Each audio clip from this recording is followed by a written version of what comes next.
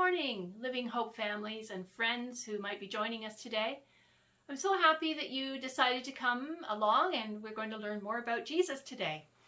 I'm also happy that some of Jesus' friends like Matthew and Mark and Luke and John, that they remembered to actually write down the things that they saw Jesus do and the words that he said. So that's why here we are 2,000 years later, and we can read and hear what Jesus did. So we're going to look into that together. But I have a question for you. In the Bible, one of the things that we see Jesus said many times is this: fear not, or don't be afraid. So a question: how many times do you think that shows up in the Bible? So you can think about it, or you can look it up, or you can guess, and we'll get back to that question at the end of our lesson. Before we get into our Bible lesson today, we're going to have a bit of a game. All right, I've got a basin of water and I have some objects, and I'll show you the object and you decide, is it going to float or is it going to sink? So the first thing we have is a bamboo stirring stick. That one definitely floats. No question there. Did you get that one right, Maddie? Okay, let's see now. Here I've got two little containers. One is plastic, one is metal. What's going to happen? They both float. Wow, everybody wants to float. Okay, let's see this one. There's a big soup spoon. What do you think? Sink or float? Joshua? Oh, definitely a sinker. All right. And a lemon. What do you think about that one? Not cut or anything yet, a lemon. Sink or float? It's bobbing, and guess what? Yep, it's coming up. It's floating in the water. Okay, and we have the final two. So the glass jar with a lid, glass jar with no lid. Let's see what happens. Okay, one's floating, one's sinking. Well done, everybody. How did you do with your guessing? So now we're going to get ready to dive in. So yes, back to the water where we learn some more about faith and trust. So Matthew records the story, and it's in chapter 14, starting at verse 22. And Jesus had just spent the day teaching and feeding a huge crowd of people. And he said to the disciples to go back in the boat and head across the lake. And Jesus went by himself up into the hills to pray, to be alone with his Father and to pray. Meanwhile, the disciples had run into a terrible storm on that lake, and it was about 3 o'clock in the morning as the disciples are struggling to make their way with the boat through the water and the wind and the waves, and they were really frightened. And then they look up and they see somebody, they can't tell who it is, and they say, "It's a ghost, it's a ghost." And it was Jesus. And Jesus called out to them and said, "Don't be afraid. It's me. I'm here."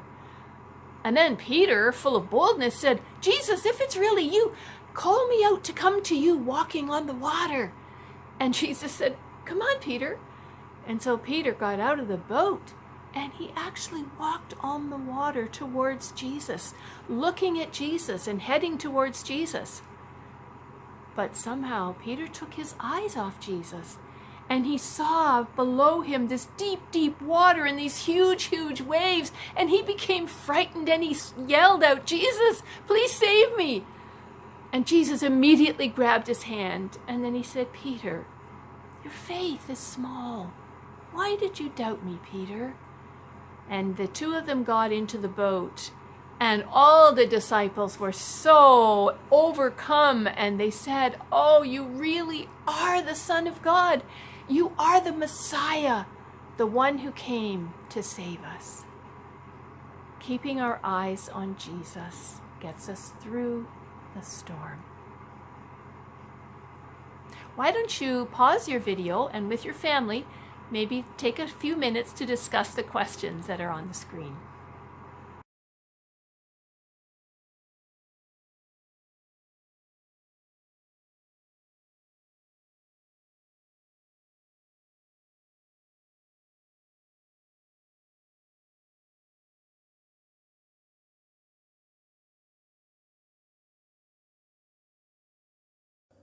Welcome back.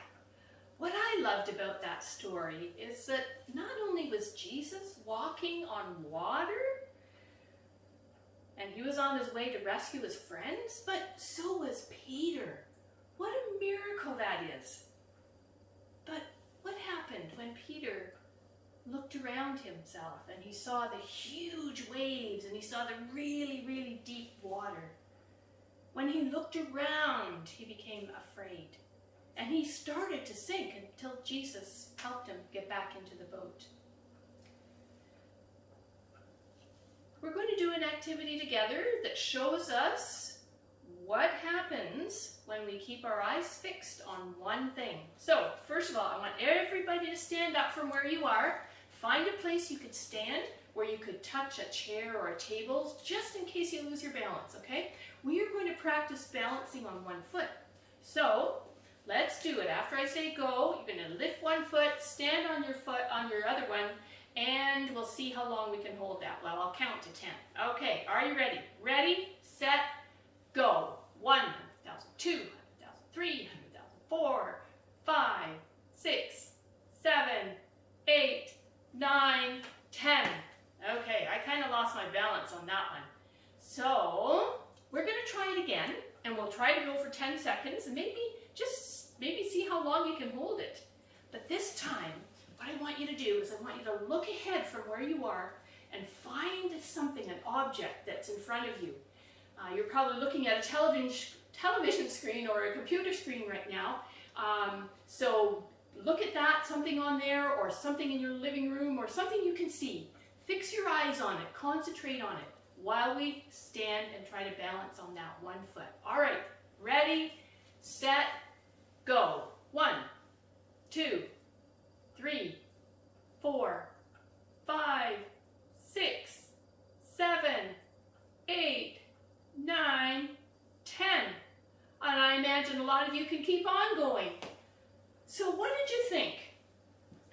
Did you think it was easier the second time when you were fixing your eyes on something out there?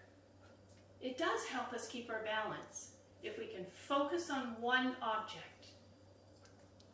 If we keep looking to Jesus even when we feel afraid, right in the middle of the problem, or when bad things happen in our family, or when we are overcome with worry, if we keep our eyes fixed on him, then our trust grows and we learn to depend on him. We know Jesus is always with us, but like Peter, sometimes we're thinking more about the problem, more about the worry than about Jesus. Well, you might say to me, Mrs. Bushhouse, we can't see Jesus with our eyes. So what are the ways that we keep our eyes on Jesus? You might say, taking time each day to read from God's Word. Do we hear what God says? Or talking to Jesus, that's prayer. Thinking about ways that you have seen him help you in the past. Or maybe making a list with your family of the ways God has provided for you, the way he's answered your prayer. Another way to keep our thoughts on Jesus is to memorize a Bible verse. And we have our memory verse for today. It's found in Hebrews chapter 12, verse 2. There's only 6 words, so I'm sure we can all memorize it. You'll see it on the screen, so let's say it out loud together. Hebrews chapter 12, verse 2. Let us keep looking to Jesus. Let's do it again. Let us keep looking to Jesus. So back to my question at the very beginning of today's lesson. How many times do you think those words are in the Bible? Fear not, or do not be afraid. Did you guess? If you guessed 365, you are correct. You can look those verses up, maybe get your family, your parents to help you. There's a book that's called a concordance that helps you hunt for verses, or I'm sure there's an online resource where you can find as many verses as you can that we can remember, hold on to, that say, do not be afraid and trust. In the meantime, let's stay safe, wear your mask, wash your hands, sneeze into your elbow if you have to, keep your distance, but let's keep our eyes fixed on Jesus. See you next time.